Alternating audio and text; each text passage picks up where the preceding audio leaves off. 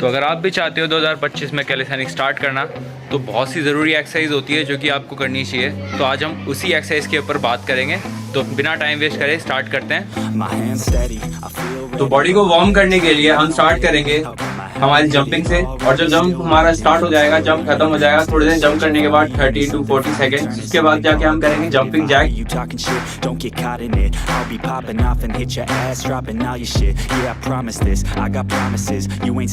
हमारी jumping Jack के बाद में हम करेंगे squat jump.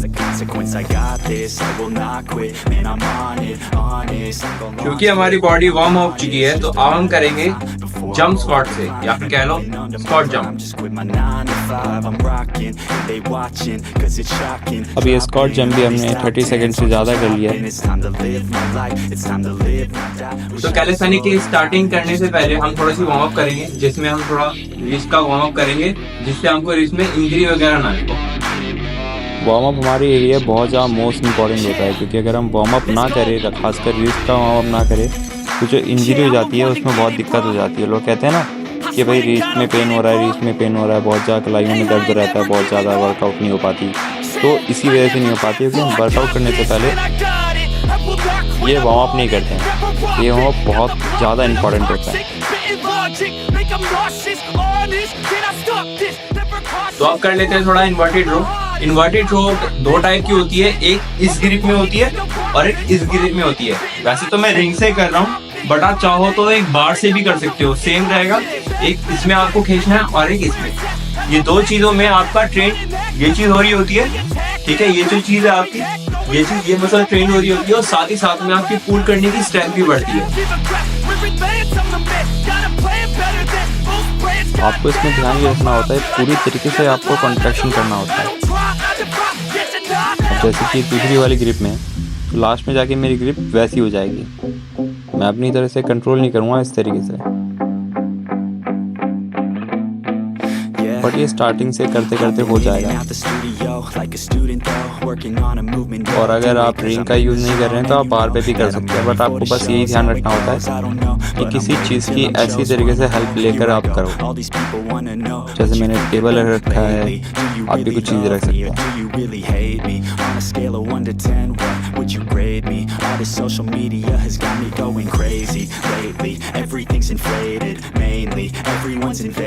Privacy is naked, man, I really hate it. God, I really hate it. I just wanna make it through all this fake shit. Living in the real life, living for some real times. Talk about the real climb, passionate in real rhymes. Steal time back from my 9 to 5, taking back my fucking life. I just wanna feel alive.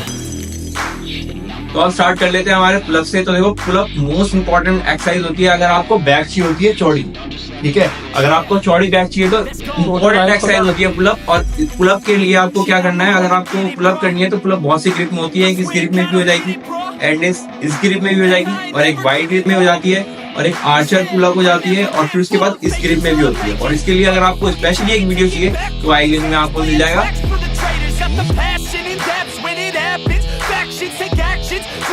तो pull up most important exercise होती है आपकी strength build करने के लिए, अगर आप calisthenics start कर रहे हो तो। क्योंकि आपको पता है कैलिस्थेनिक्स में ज़्यादा से ज़्यादा चीज़ें, स्किल्स वगैरह जो रहती है हमारी बार पे ही रहती है, और बार के लिए इम्पॉर्टेंट हमारे आर्म रहते हैं। तो आर्म एक्सरसाइज बहुत ज़्यादा इंपॉर्टेंट होती है। दूसरी होती है शोल्डर, और तीसरी होती है कोर और एब्स हो गया आपको। वो सारी चीज़ डेवलप हो रही होती है, ट्रेंड हो रही होती है आपको पुलअप में। और देख रहे हो आप पुलअप गलत जा रही है इसमें। तो अगर आप चाहते हो कि गलत पुलअप को सही करने के लिए आपको अलग से एक वीडियो चाहिए, तो कमेंट में लिख दीजिएगा पुलअप, मैं उसकी वीडियो एक अलग से बना करके पोस्ट कर दूँगा।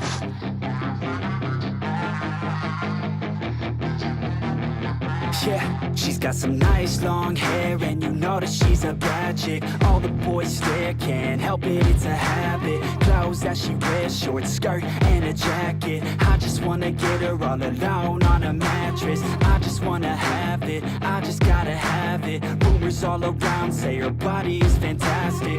All natural, not a piece of fur is plastic. Head to her toes, yeah, they say that she's a latch. Yeah, the whispers all around say she has a reputation. Don't believe it till I see it, so I want a demonstration. And I've always learned it better with a hands-on education. So I need a private session if you get what I am saying. And they say that she's not easy, no, she's really complicated.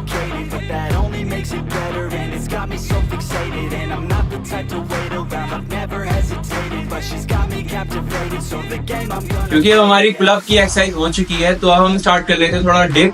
तो यार dip देखो दो चीजों के लिए होती है, एक हो गया हमारा शोल्डर करने के लिए और दूसरा हो गया हमारा चेस्ट के लिए। अगर आप स्ट्रेट लेके जाते हो तो उसमें आपका क्या प्रिपेयर होगा, शोल्डर। अगर आप थोड़ा डाउन जाते हो और इसमें लेके आ रहे हो तो फिर इसमें आपका चेस्ट भी इन्वॉल्व हो जाता है, ठीक है। तो फिर चेस्ट इन सब चीजों के लिए आप क्या कर सकते हो, 12-12 रेपिटेशन के 3 से 4 सेट ले सकते हो, ओके।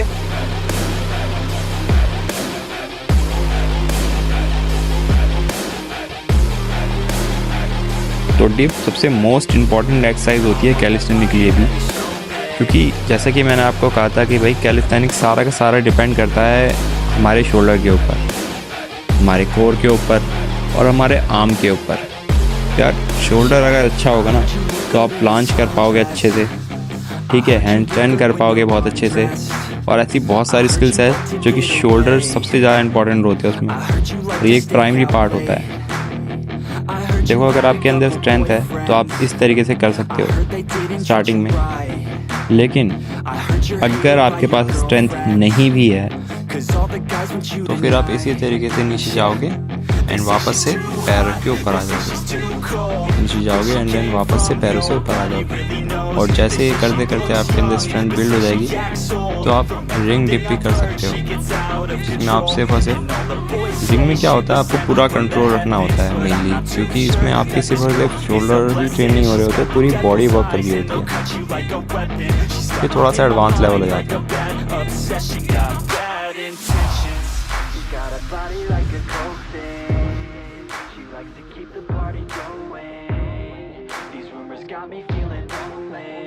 कैलिस्थेनिक्स स्टार्ट करने के लिए मोस्ट इंपॉर्टेंट एक्सरसाइज होती है 3, जिसमें हो गया पहला पुल, फिर डिप, फिर पुशअप। क्योंकि भाई आपको स्पेशली पुशअप के लिए चाहिए कि बेसिक से एडवांस अगर आपको पुशअप करना है तो उसके लिए आई बटन में लिंक मिल जाएगा, ओके। और फिर उसके बाद में आपको पुशअप जो है वो बहुत टाइप की होती है, बहुत ही ज्यादा टाइप की होती है, लेकिन इंपॉर्टेंट जो पुशअप होती है इंक्लाइन, डिक्लाइन और एक सिंपल पुशअप होती है। तो इंक्लाइन पुशअप में या तो आप वॉल का भी हेल्प ले सकते हो या फिर किसी स्टूल का, चेयर का हेल्प ले सकते हो। उसके बाद आपको पुशअप करनी है, ठीक है। इसमें भी आपको जो एंगल बना के रखना है वो इतना बना के रखना है, फिर उसके बाद यहाँ से प्रेस करोगे एंड देन कंप्रेस करोगे। यहाँ पे ये चीज से आपका जो है बैक प्रिपेयर होता है और साथ ही साथ में आपकी स्ट्रेंथ भी बिल्ड होती है।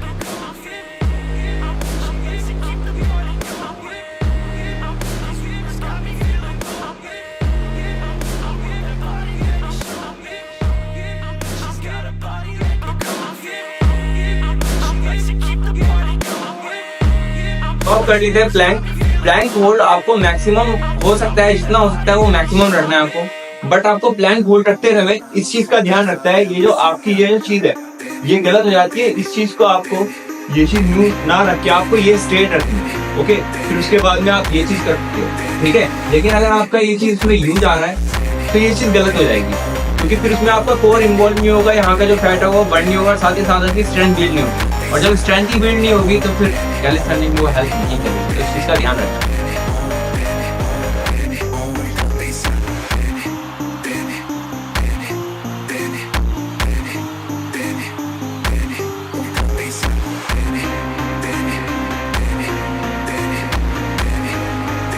वैसे तो हमने पूरे 5 मिनट प्लैंक पोजीशन रखी थी, लेकिन आप चाहो तो 2 मिनट या फिर 3 मिनट, और स्टार्टिंग आप 60 सेकंड से भी कर सकते हो। मतलब जितने भी आप मैक्सिमम आपकी होल्डिंग हो सकती है आप उतना कर सकते हो, लेकिन आपको ध्यान ये रखना है इन सब के बीच में कि आपकी पोजीशन नहीं गलत होनी चाहिए। क्योंकि पोजीशन में से मेरा कहने का मतलब है कि आपकी जो प्लैंक पोजीशन में जो आपकी कमर होती है वो नहीं जानी चाहिए डाउन, बस आपको ये चीज़ रखना है। स्टार्टिंग में आपकी ठीक रहेगी, बट धीरे धीरे होते होते होते होते होते आपकी जो प्लैंक पोजीशन में आपकी जो कमर होती है वो डाउन होते चली जाएगी, और ये चीज़ आपको नहीं होने देनी है। मतलब आपकी जो प्लैंक पोजीशन में ये जो आप देख रहे हो आपकी कमर ऐसे टूटी रहती है, ये चीज़ नहीं होनी है, बिल्कुल नहीं होनी है। आपको इस तरीके से स्ट्रेट रखनी है, ओके।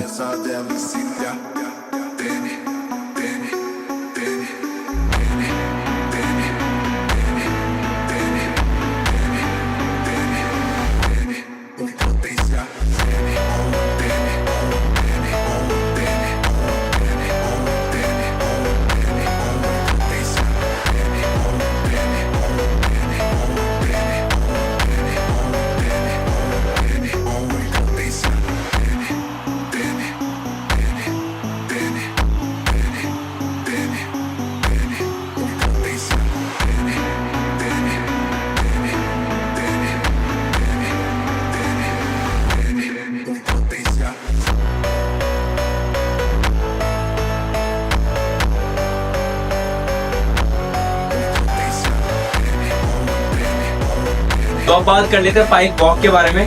वैसे तो बहुत सारे लोग जानते होंगे पाइक वॉक क्या है।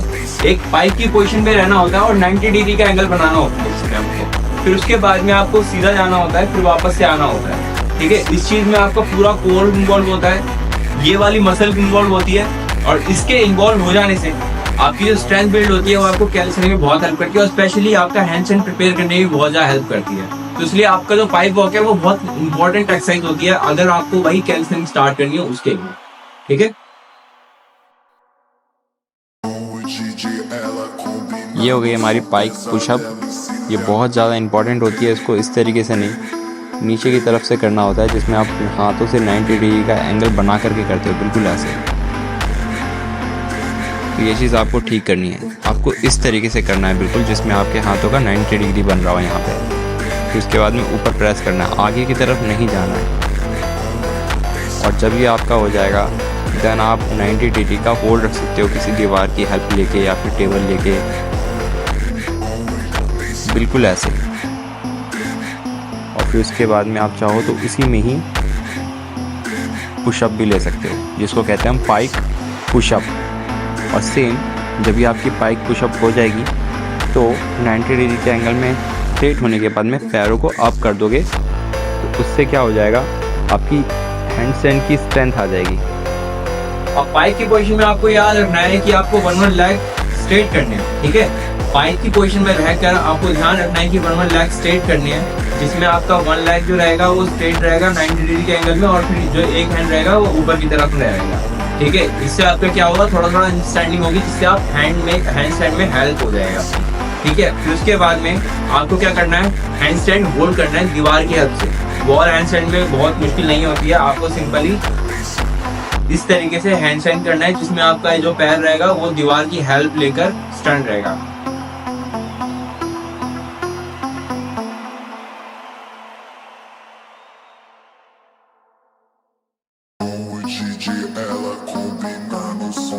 तो अब बात कर लेते हैं पाइक प्रेस की, जिसमें ये एक्सरसाइज आपके सिर्फ और सिर्फ हैंड स्टैंड प्रेस के लिए होती है, जिसमें आप हैंड स्टैंड प्रेस करते हो ना, ये उसमें हेल्प करती है आपको। और इसमें आपको क्या करना होता है, इसमें होता है, और फिर उसके बाद में पैर को खींचना होता है, बिल्कुल ऐसे ही।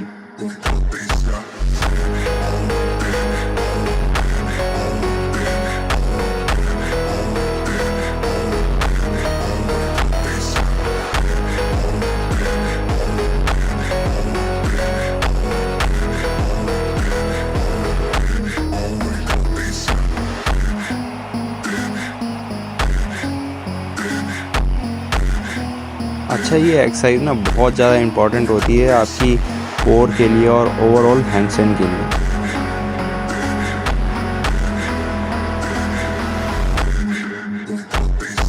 इस वाली एक्सरसाइज में आप सी बनने की कोशिश करोगे। सी में आप क्या रखोगे, ध्यान इसका ये चीज रखनी है, और फिर पूरा सी बनना है, जिससे आपकी हेल्प क्या होगी, आपका पूरा कोर बहुत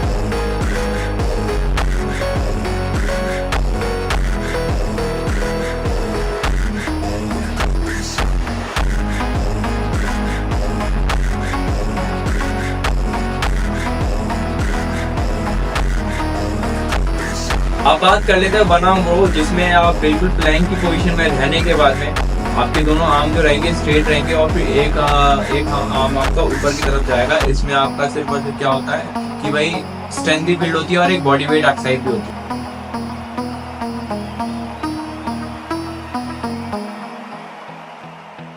एक्सरसाइज है जो कि कैलिस्थेनिक्स की बहुत इंपॉर्टेंट एक्सरसाइज होती है, हैंडस्टैंड में बहुत हेल्प करती है, और वैसे सबसे बेसिक स्किल्स होती है हैंडस्टैंड की। तो वो हो जाता है आपका टक। टक में आप रहना है बिल्कुल इसी तरीके से, टक में रहिएगा, और फिर उसके बाद में जितना देर हो सके उतनी देर होल्ड करें। I'm still learning, I'm still searching, finally earning something, finally turning something called a profit. If I hear you talking shit, don't get caught in it. I'll be popping off and hit your ass, dropping all your shit. Yeah, I promise this, I got promises. You ain't stopping this, cross my shit, you'll be knocked unconscious, bitch. That's the consequence. I got this, I will not quit. Man, I'm on it, honest. I'm gon'